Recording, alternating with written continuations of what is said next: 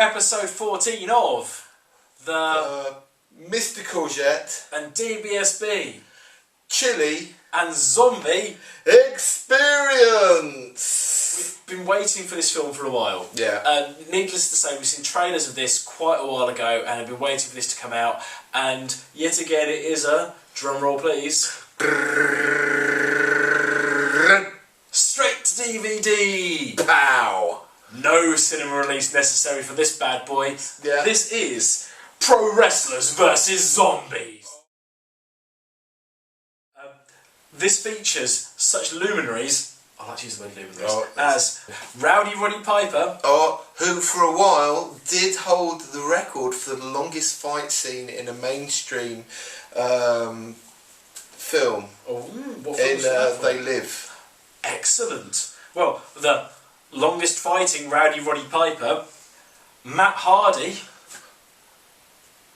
Yeah, some sort of finger arrangement. Fingery thing. The franchise, Shane Douglas. The man who once binned the NWA World Heavyweight Championship. Live on television. Oof. Olympic gold medalist Kurt Angle. That's right, you heard me. Olympic gold medals and zombies can only be a good combination. And broken necks. And zombies. And Kurt Angle. I mean, Kurt Angle has been in many a film now. Many a film. And always good in them, I find. Yes. And last but by no means least, one of the wrestlers I grew up watching and absolutely loving, the man that said the word ho without it being in either a rap or derogatory sense, more in a sort of a hello call to arms. Yeah. It's Hacksaw Jim Duggan. Ho! Ho! USA! USA! We haven't got a bit of 2x4, unfortunately. No. Before WCW had the ill-advised angle where they turned him to be the manager of Team Canada, which was poor. Although now all is forgiven, he's back for the USA. Good old Hacksaw. So this is very exciting. Sadly, we don't know any of the names of the all-star zombies that appear in this film. But who knows, by the end of the film, we may know and be intimate with some or all or most or none of the zombies. We've talked about wrestling, and wrestling these days is all about the authority, about being corporate. It's no longer about being a cool champion and being down with the kids, it's about being corporate, wearing a shirt and tie, being straight down the middle except with the cheating. Yeah. It's all about being corporate.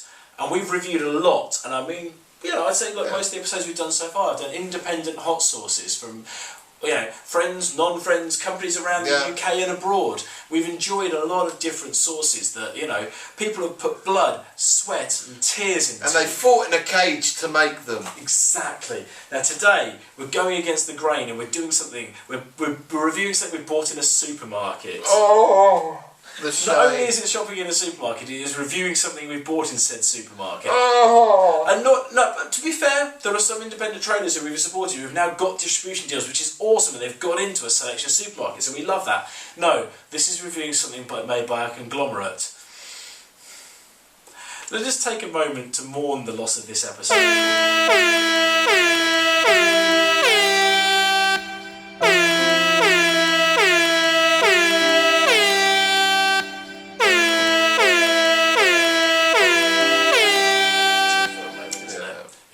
Today, we are going to review Doritos Roulette.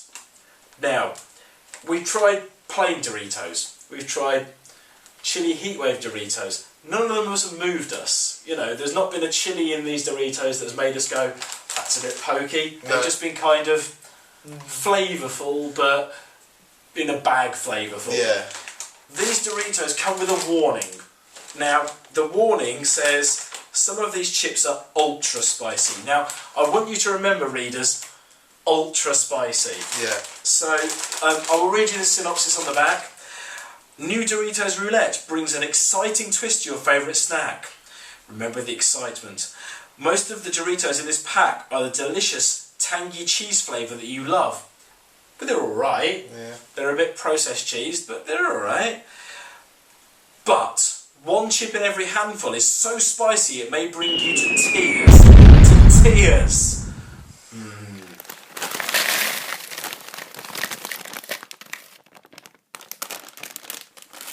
6 corn chips in the barrel.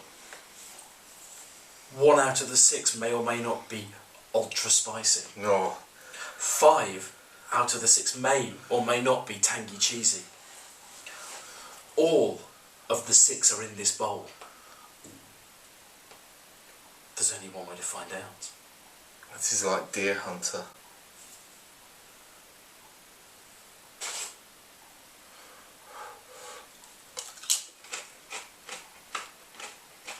Cheesy.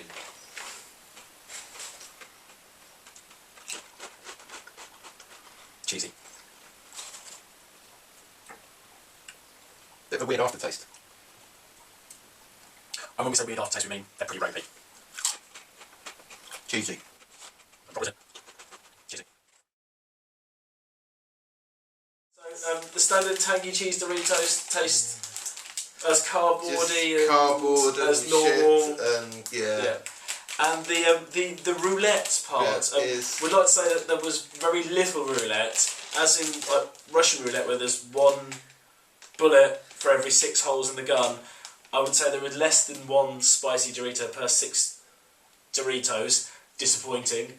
And it wasn't that hot. It No. kind of mainly tasted metallic and ruined beer. Yeah, it's like, you know when you've had a glass of water and the tap's a bit rusty and the tap's come off and it's in the bottom of the glass and you drank a bit and you've gone, ugh, that's really metallic, I'm not going to get the taste out of my mouth for about 3 days.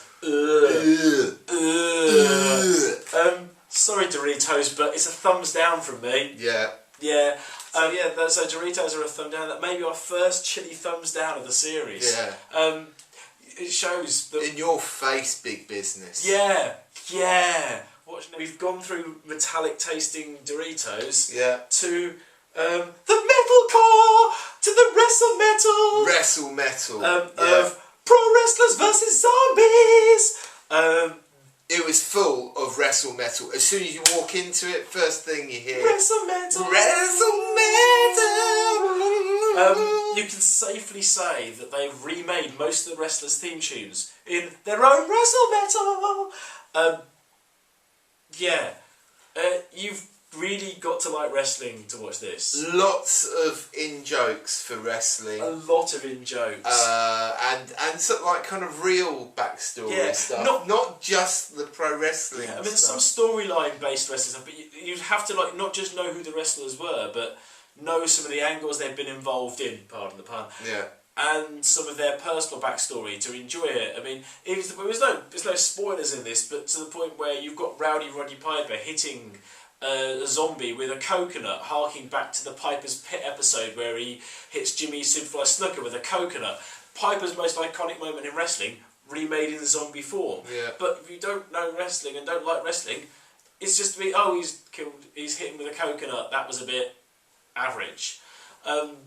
Did something, one of the things, there was moments of awesomeness in this. There was definitely moments of awesomeness. Can we say that Kurt Angle was the best thing about it? Yeah, Kurt Angle and Zombie Kurt Angle. Zombie Kurt Angle. Great moments. I mean, the fact you transitioned from Kurt Angle ripping off a zombie's leg by doing the ankle lock to then being Zombie Kurt Angle hitting a wrestler with the ankle lock, that was pretty good. Yeah, that was good. I mean, there were a lot of people's actual moves they would have done when wrestling, a lot of their own gimmick like moves and stuff, but it just wasn't enough. It wasn't quite enough. There was the main bad guy has probably one of the worst Scottish accents in the world. We were really stepping into the Scottish Dick Van Dyke school of Cockney. I mean, it makes Mike Myers in So I Married an Axe Murderer look like he really was born and bred for 65 years in Glasgow. I mean, man. And I think generally the sound on the film wasn't great. I mean, there's badly dubbed, and this almost seemed deliberately badly dubbed. Yeah, I don't know whether it was like they found that they hadn't got the sound right when they filmed it, so they had to go to the studio and redo the voiceovers or something. It at times it really felt that way, which is a shame. And we're a fan of the rubbish. Yeah.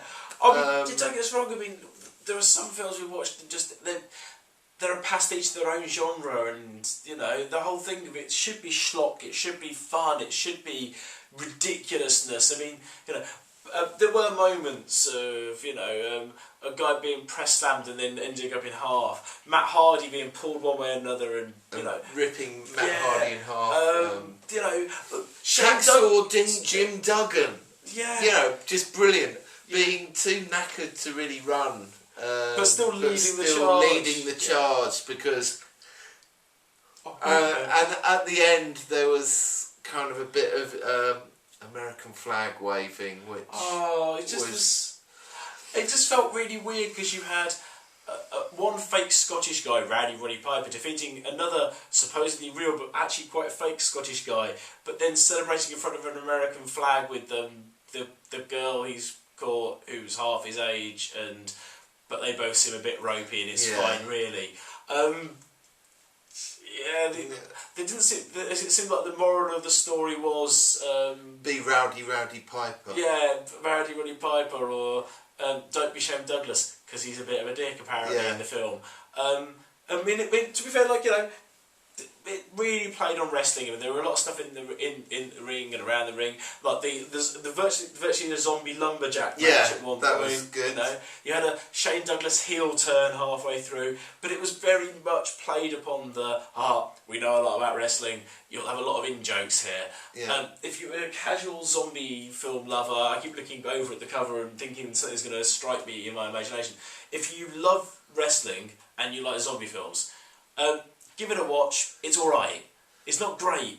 It's average. It's very, very average. But then it's nice to have those in wrestling jokes. Yes. But if you don't like wrestling and you like zombie films, probably don't bother. Yeah, I wouldn't worry about it. And if you like zombie, if you like wrestling but don't like zombie films, don't bother. No. It's very niche. Yeah. Very niche.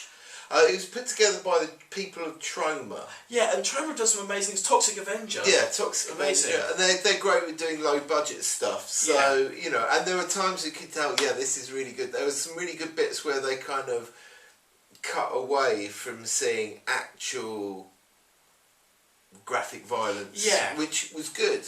It kind of did add to the tension and it leaves it to your imagination rather than showing you. I mean, for a Certificate 18, it held back a lot on all of the gore. Yeah.